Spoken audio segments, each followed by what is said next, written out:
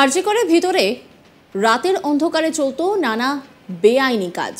Guest হাউসের ভিতরে বাইরে থেকে মেয়ে নিয়ে আসতো ছাত্ররা, আর এই গোটা ঘটনার মদত দিতেন সন্দীপ ঘোষ। আরজি করের ভেতরে ঘটে চলা নোংরামের পর্দা ফাঁস করলেন আরজি করের প্রাক্তন ডেপুটি সুপার আক্তার আলী। আজ তাক বাংলাকে জানিয়েছেন, রোজ আরজি করের ভেতরে আড়ালে ঠিক কি চলতো। যত দিন যাচ্ছে আরজি কর হাসপাতাল কাণ্ডে একের পর এক অজানা রহস্য সামনে আসছে। সকলের আড়ালে আবডালে দিনের পর দিন হাসপাতালের সকলের আড়ালে নানা বেআইনি কাজকর্ম চলত। জানলে অবাক হয়ে যাবেন, যেখানে গোটা দেশে আরজি কর হাসপাতালের একটা সুনাম রয়েছে, সেখানে কিনা নেশার আড্ডা চলত। আর আরজি করের প্রাক্তন ডেপুটি সুপার আক্তার আলী আজ তাক বাংলার মুখোমুখি হয়ে বলেন, সন্দীপ ঘোষের কিছু পেটুয়া ছাত্র ছিল। উনি ওদের গেস্ট হাউসে বসিয়ে টাকা দিতেন, ছাত্রদের সঙ্গে বসে মদও খেতেন। আমরা বলতে লজ্জা পাচ্ছি, ওরা ওই গেস্ট হাউসের ভিতরে বাইরে থেকে মেয়ে নিয়ে এনে থাকতো।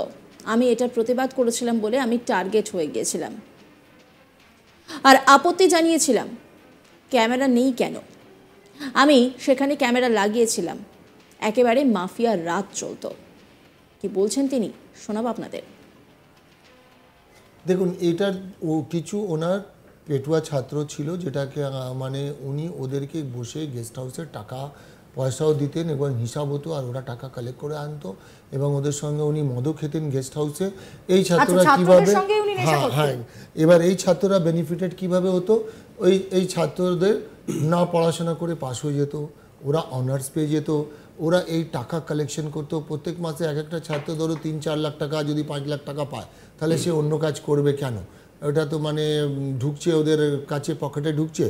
এবার ওরা মাঝে মাঝে, এটা বলতে আরও খারাপ লাগছে, যেহেতু 100 বছর পুরানো একটা মেডিকেল কলেজ, আমি নিজে এক সময় ওই কলেজে কাজ করেছি, মানে আমার লজ্জাও পাচ্ছে। ওই ছাত্ররা গেস্ট হাউসে মাঝে মাঝে বাইরে থেকে মেয়ে নিয়ে এসেও থাকতো, মানে এই সব ধরনের। সন্দীপ বাবু পুরোটাই জানতেন পুরো। এবার এটা প্রতিবাদ আমি করেছিলাম, যার জন্য আমাকে টার্গেট করে নিয়েছিল। আমার বিরুদ্ধে তখন এই 2-4 জন ছাত্র রটালো, আমি ঘুষ খাই, কমিশন খাই, এসব উল্টে। এবার তখন কি হয়েছে, আমি বললাম কি, আমি অবজেকশন করেছিলাম ক্যামেরা নেই কেন। আমি রাউন্ডে তখন গিয়েছিলাম, আমার নাইট ডিউটিতে গেস্ট হাউসে ঢুকেছিলাম। তো গেস্ট হাউসে ক্যামেরা আমি নিজেও ইনস্টল করিয়েছিলাম, 2টো ক্যামেরা ছিল। একটা গেস্ট হাউসে এন্ট্রান্সে ছিল, ফার্স্ট ফ্লোরে গেস্ট হাউস, আর একটা লবিতে ছিল, হলে ছিল। তো আমি দেখলাম, আমি তো অবাক হয়ে গেলাম ক্যামেরা। তখন ওই ছেলেটা বললো কেয়ারটেকার কি কেউ এসেছিল, এসে ক্যামেরা খুলে চলে গেছে। তো আমি, আপনি ক্যামেরা লাগানোর পরেও সেই ক্যামেরা আবার খোলা হয়েছে। নৈরাজ্যের পরিস্থিতি, পুরো নৈরাজ্য। এটা তো কলেজ, আমি তো বললাম এটা একটা মাফিয়া রাজ, উনি ওখানে একটা মাফিয়া রাজ চালাতেন। আর আমার প্রশ্ন হচ্ছে কি, এনাকে যে এত বাড়তে দেওয়া হলো, এবার যারা এনার পেছনে আছেন তাদের কি বিবেক নেই? এই প্রশ্নটাই আমি করছি, এই প্রশ্নটাই দর্শকদেরকে করছি, যে তাকে এত বাড়তে দেওয়া কেন হলো? পয়সার জন্য, মানুষ পয়সার জন্য এরকম করে, শুধু পয়সার জন্য। এখানেই শেষ নয়, আক্তার আলীর আরও দাবি আরজি করের মধ্যে মদ বিক্রি হতো। আমি বলেছিলাম, কিন্তু কোনো ব্যবস্থা নেওয়াই হয়নি। ওখানে একটা কিচেন ব্লক আছে, আর সেখানেই নাকি লুকিয়ে লুকিয়ে মদ বিক্রি হয়। ক্যান্টিনে বিভিন্ন জায়গায় দেখবেন মদের বোতল পড়ে রয়েছে, কিন্তু কোথা থেকে সাপ্লাই হয় জানি না। আর এটা সন্দীপ ঘোষের নির্দেশেই হতো। কি বলছেন তিনি, শোনাব আপনাদের। শুধু টাকা না, ওদের দুর্নীতি শেখাতেন, ছাত্রদেরকে দিয়ে টাকা কালেকশন করাতেন, এবার মারামারিও করাতেন, হোস্টেলে আন্দোলনও করাতেন। হ্যাঁ, অনেক আরজি করে আপনি দেখেননি মারামারি? আপনি কোনো ভিডিও কভার করেছেন আরজি করে? এরকম স্টুডেন্টদের মধ্যে হোস্টেলে দাম মারামারি হচ্ছে, করাত নিয়ে হাতে আছে হোস্টেলে, দেখেছেন? করাত নিয়ে গেছে হোস্টেলে, এরকম মানিকতলা বয়েজ হোস্টেলে। মানে সেটাও আপনি বলছেন যে পুরোপুরি এই সন্দীপ ঘোষ একদম ওর লিডারশিপে যত। আর এবার আন্দোলন করাবার জন্য উনি পয়সা দিতেন, হ্যাঁ তোরা কর। তাদের জন্য আবার প্যাকেট, অনলাইন প্যাকেট আনা হতো, ইভেন শুধু প্যাকেট না, বিয়ারের বোতল আনা হতো। আচ্ছা, আর একটা জিনিস আপনারা এক্সপোজ এখনো করেননি, আরজি করের মধ্যে মদ বিক্রি হয়, আপনি জানেন কি? আচ্ছা, মানে বারবার এটা কতটা তুলেছি, আরজি করের মধ্যে মদ বিক্রি হয়। ইয়েস, মদ বিক্রি আমি বলেছি, কিন্তু কোনো অ্যাকশন হয়নি। আমি তো এখন ওখানে নেই, আমি ওখানে গিয়ে তদন্ত করতে পারি না, কিন্তু এই জিনিসটা তো আপনারা দেখতে পারেন। ওখানে একটা কিচেন ব্লক আছে। আচ্ছা, কিচেন ব্লকে একটা মেস আছে, ক্যান্টিন আছে। ওটাকে কিচেন ব্লক কেবি হোস্টেল বলে, কিচেন ব্লককে। ওখানে একটা ক্যান্টিন আছে, ক্যান্টিনে ওই নুকিয়ে নুকিয়ে ওরা মদ বিক্রি করে। মদের বোতল ওখানে পাওয়া যায়। আপনি ক্যান্টিনে বিভিন্ন জায়গায় দেখবেন কোনায় কোনায় মদের বোতল বা আপনি যদি ওই হোস্টেলের ছাদে ওঠেন তার মিনিমাম 200-400 তো আপনি কোথা থেকে এই মদের বোতলগুলো সাপ্লাই হয়, কারা সাপ্লাই করছে? সাপ্লাই হয় সেটা আমি জানি না, বাট ওখানে বিক্রি হয়। আর এটা ডক্টর সন্দীপ ঘোষের মদদে হতো। ওরা সন্দীপ ঘোষকে টাকা পয়সা দিত, ওর ছাত্ররা খেত কিনতো বা বাইরের লোকরা কিনতো। কিন্তু এই সব জিনিসের জন্য আপনি যে অভিযোগটা করছেন যে একটা হাসপাতাল যেখানে চিকিৎসা করা হচ্ছে সেই হাসপাতাল মেডিকেল কলেজের মধ্যে মদ বিক্রি হচ্ছে। হ্যাঁ, এটা তো আপনাদের স্টিং অপারেশন করা উচিত ছিল। আমি তো কতবার এটাকে রিপিট করেছি, মিডিয়াতে বলেছি। এখন তো আমি ওখানে আর নেই, কিন্তু আমি বারবার এটাকে অ্যাটেনশনে আনার চেষ্টা করেছি কি এই কিচেন ব্লকে একটা মেস আছে, ওটাকে দাদুদের মেস বলে ওরা সোকল।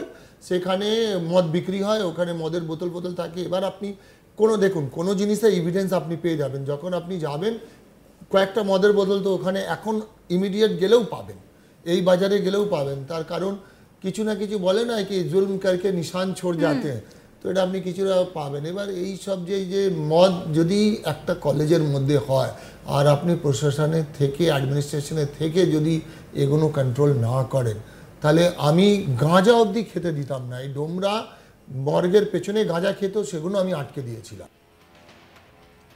আরজি করে ভেতরে রাতের অন্ধকারে চলতো নানা বেআইনি কাজ। গেস্ট হাউসের ভিতরে বাইরে থেকে মেয়ে নিয়ে আসা হতো আসতো ছাত্ররা। আর এই গোটা ঘটনার মদত দিতেন সন্দীপ ঘোষ।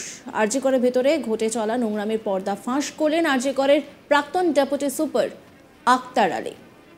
আজ তাক বাংলাকে জানিয়েছেন রোজ আরজি করে ভেতরে আড়ালে আবডালে ঠিক কি চলতো, তিনি কি বলেছেন শোনাবো আপনাদের। দেখুন, এটার কিছু ওনার পেটুয়া ছাত্র ছিল, যেটাকে উনি ওদেরকে বসে গেস্ট হাউসের টাকা পয়সাও দিতেন এবং হিসাব হতো, আর ওরা টাকা কালেক্ট করে আনতো এবং ওদের সঙ্গে উনি মদও খেতেন গেস্ট হাউসে। এই ছাত্ররা কিভাবে, হ্যাঁ, এবার এই ছাত্ররা বেনিফিটেড কিভাবে হতো, এই ছাত্রদের না পড়াশোনা করে পাস হয়ে যেত, ওরা অনার্স পেয়ে যেত, ওরা এই টাকা কালেকশন করতো। প্রত্যেক মাসে এক একটা ছাত্র ধরো 3-4 লাখ টাকা, যদি 5 লাখ টাকা পায় তাহলে সে অন্য কাজ করবে কেন? ওটা তো ঢুকছে ওদের কাছে, পকেটে ঢুকছে। এবার ওরা মাঝে মাঝে, এটা বলতে আরও খারাপ লাগছে, যেহেতু 100 বছর পুরানো একটা মেডিকেল কলেজ, আমি নিজে এক সময় ওই কলেজে কাজ করেছি, আমার লজ্জাও পাচ্ছে। ওই ছাত্ররা গেস্ট হাউসে মাঝে মাঝে বাইরে থেকে মেয়ে নিয়ে এসেও থাকতো। এই সব ধরনের সন্দীপ বাবু পুরোটাই জানতেন পুরো। এবার এটা প্রতিবাদ আমি করেছিলাম, যার জন্য আমাকে টার্গেট করে নিয়েছিল। আমার বিরুদ্ধে তখন এই 2-4 জন ছাত্র রটালো আমি ঘুষ খাই, কমিশন খাই, এসব উল্টে। এবার তখন কি হয়েছে, আমি বললাম কি আমি অবজেকশন করেছিলাম ক্যামেরা নেই কেন। আমি রাউন্ডে তখন গিয়েছিলাম, আমার নাইট ডিউটিতে গেস্ট হাউসে ঢুকেছিলাম। তো গেস্ট হাউসে ক্যামেরা আমি নিজেও ইনস্টল করিয়েছিলাম, 2টো ক্যামেরা ছিল। একটা গেস্ট হাউসে এন্ট্রান্সে ছিল, ফার্স্ট ফ্লোরে গেস্ট হাউস, আর একটা লবিতে ছিল, হলে ছিল। তো আমি দেখলাম, আমি তো অবাক হয়ে গেলাম ক্যামেরা। তখন ওই ছেলেটা বলল। নজর রাখুন আজ তাক বাংলার ইউটিউব স্ট্রিমিংয়ে।